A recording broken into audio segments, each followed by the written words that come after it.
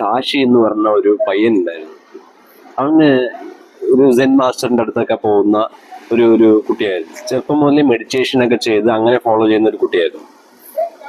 അപ്പൊ അവൻ ഒരിക്കൽ ഈ അവന്റെ സെൻ മാസ്റ്ററായ യോക്കോ എന്നാണ് മാസ്റ്ററുടെ പേര്. മാസ്റ്ററിനെ കാണാൻ ഒരു ദിവസം വന്നു. അപ്പൊ എന്നിട്ട് അവൻ ചോദിച്ചു, അവന് ഭയങ്കര ഒരു ആഗ്രഹം സക്സസ്ഫുൾ ആവണം, അത് നമ്മൾ വലുതാകുമ്പോൾ അടിപൊളിയാവണം എന്നൊക്കെ ഒരു വിചാരമുള്ള കുട്ടിയാണ്. അപ്പൊ അവൻ ചോദിച്ചു, മാസ്റ്റർ എനിക്ക് വലുതാകുമ്പോൾ ഒരു സക്സസ്ഫുൾ ആവണം, സക്സസ്ഫുൾ ആയ ഒരു വ്യക്തിയായിട്ട് മാറണം, അതിന് എന്തെങ്കിലും കാര്യങ്ങളൊന്നും പറഞ്ഞു തരുമോ എന്ന് വളരെ സീരിയസ് ആയിട്ട് ചോദിച്ചു.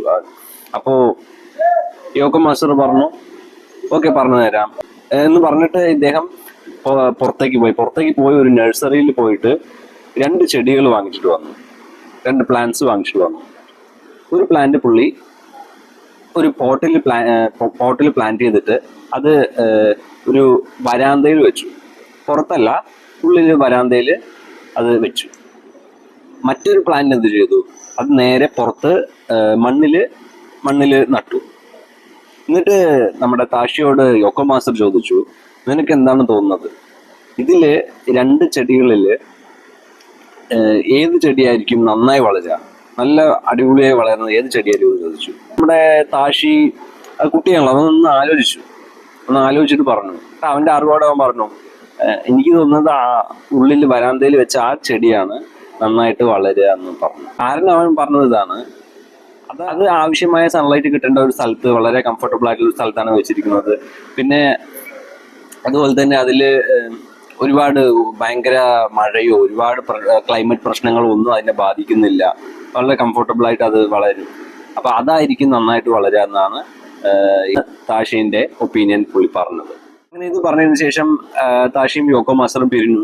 യോക്കോ മാസ്റ്റർ പിന്നെ ഈ ചോദിച്ച ചോദ്യത്തിന് സക്സസ്ഫുൾ ആവാൻ എന്ത് ചെയ്യണമെന്ന് ചോദിച്ചു ഇത് മാത്രമേ പറഞ്ഞുള്ളൂ, അല്ലാതെ വേറെ ഒന്നും പറഞ്ഞില്ല. കുറെ ആയിട്ട് കണ്ടില്ല, 4 വർഷം ഇയാൾ പഠിക്കാനുള്ള ആവശ്യമൊക്കെ ആയിട്ട് താഷി പുറത്തൊക്കെ പോയി. പിന്നെ 4 വർഷം കഴിഞ്ഞിട്ട് തിരിച്ചു വരികയാണ്. മാസ്റ്ററിനെ ഒന്ന് കാണാനായിട്ട് താഷി വീണ്ടും വന്നു. അപ്പോൾ താഷി വന്ന് മാസ്റ്ററോട് സംസാരിച്ചു, കാര്യങ്ങൾ വിശേഷമൊക്കെ ചോദിച്ച ശേഷം പിന്നെ ചോദിച്ചു, ഈ താഷിക്ക് ഓർമ്മ വന്നു, കാരണം 4 വർഷം മുമ്പ് ചോദ്യം ചോദിച്ചിരുന്നു.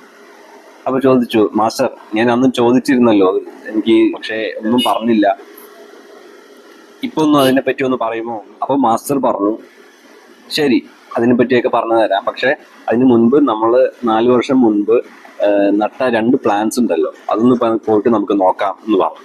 എന്നിട്ട് അവർ രണ്ടുപേരും നോക്കി. ആദ്യം അവർ പോയി ആ വരാന്തയിൽ നട്ട, ആ പോട്ടിൽ നട്ട ആ ചെടി പോയി നോക്കി.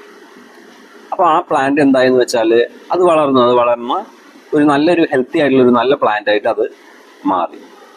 അപ്പോൾ എന്നിട്ട് ഇവര് രണ്ടുപേരും കൂടിയിട്ട് താഷിയും യോക്കോ മാസ്റ്ററും കൂടിയിട്ട് ആ പുറത്ത് നട്ട പ്ലാന്റ് ഉണ്ടല്ലോ അതൊന്ന് നോക്കാൻ പോയി. അപ്പൊ അത് നോക്കാൻ പോയപ്പോ എന്ത് സംഭവിച്ചു വെച്ചാൽ ആ പ്ലാന്റ് ഒരു പ്ലാന്റ് അല്ല, അത് വളർന്ന് ഭയങ്കര വേരൂന്നി വളർന്ന് ഒരു വലിയൊരു മരമായി മാറി. ഒരു മറ്റുള്ളവർക്ക് തണലേക്കാൻ പറ്റുന്ന ഒരു തരത്തില് ഫലങ്ങളും ഇതൊക്കെ ഉള്ള ഒരു വലിയ സ്ട്രോങ് ആയിട്ടുള്ള ഒരു മരമായി മാറി. അപ്പൊ താഷി ശരിക്കും അത്ഭുതപ്പെട്ടു. പക്ഷെ അതായത് ഏറ്റവും കൂടുതൽ ബുദ്ധിമുട്ടുകൾ നേരിട്ടത് ഈ വരാന്തയിൽ വെച്ച പ്ലാന്റ് അല്ല, മറിച്ച് ഈ പുറത്ത് മണ്ണിൽ നട്ട പ്ലാന്റ് ആയിരുന്നു. കാരണം ഒരുപാട് സൺലൈറ്റും അമിതമായ മഴയും ഇടിമിന്നലും കാറ്റും മഴയും ബുദ്ധിമുട്ടും ഒക്കെ നേരിട്ടത് അതാണ്. കൃത്യമായിട്ടൊരു പരിപാലനം ഒന്നും ഉണ്ടാവില്ല. പക്ഷെ ആ മരമാണ്, ആ പ്ലാന്റ് ആണ് വലിയൊരു മരമായിട്ട് മാറിയത്. യോക്കോ മാസ്റ്റർ പറഞ്ഞു,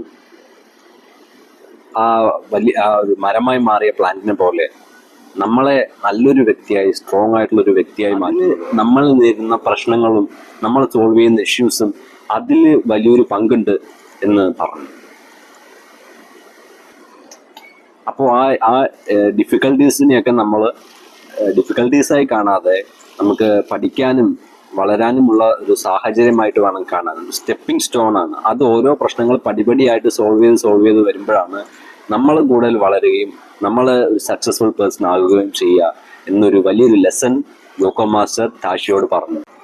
അങ്ങനെ ഈ ലെസൺ യോക്കോ മാസ്റ്റർ പറഞ്ഞ ഈ ലെസൺ താഷിക്ക് വളരെയധികം മനസ്സിലാവുകയും അത് താഷി തന്റെ ഹൃദയത്തോട് ചേർത്ത് വെക്കുകയും ചെയ്തു.